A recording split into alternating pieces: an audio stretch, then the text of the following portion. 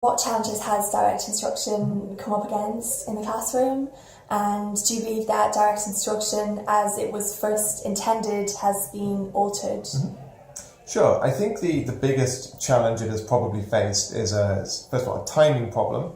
It came into existence, really Siegfried Engelmann's version of this came into existence in the late 60s, early 70s, and this is a point in time when philosophically most of the gatekeepers to the education profession are ideologically wedded to these more sort of child-centered, divergent instructional activities. So the idea of something like direct instruction would be anathema to their sensibilities at that time. So that's an immediate barrier, but then the second you get following up from that is very much a PR problem. He didn't have to call it direct instruction, but he chose to do that. And we're stuck with that language now.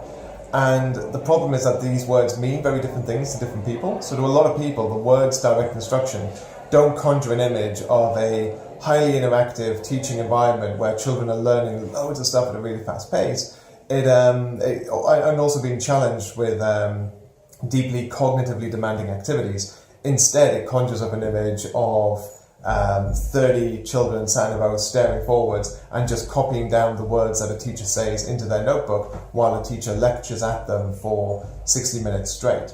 And that's fundamentally not what direct instruction is.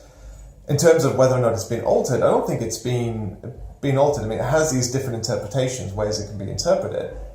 Direct instruction is still direct instruction. The Magnus Opus, that published in 1982, Theory of Instruction, still exists. It was recently relaunched for only £7 as a Kindle ebook in 2016, which is a big deal because until then you could just about only find it on Amazon as a hardback copy for £1,000 because it was out of print. A big challenge, two big challenges. One, it's a very comprehensive body of work, and that means it takes a huge amount of time currently to digest everything that is in there and to understand how it can be applied across age ranges and different subjects.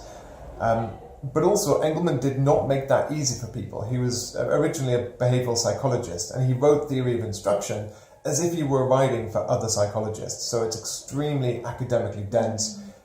He doesn't necessarily practice what he preaches for teaching children in how he writes. So other materials have sprung up, which are perhaps better at explaining direct instruction than his own Magnus Opus. But we don't really have enough that exists yet for teachers to have a program of study that they could go on to understand in sort of small increments how this works and how they could make it work in their own classroom.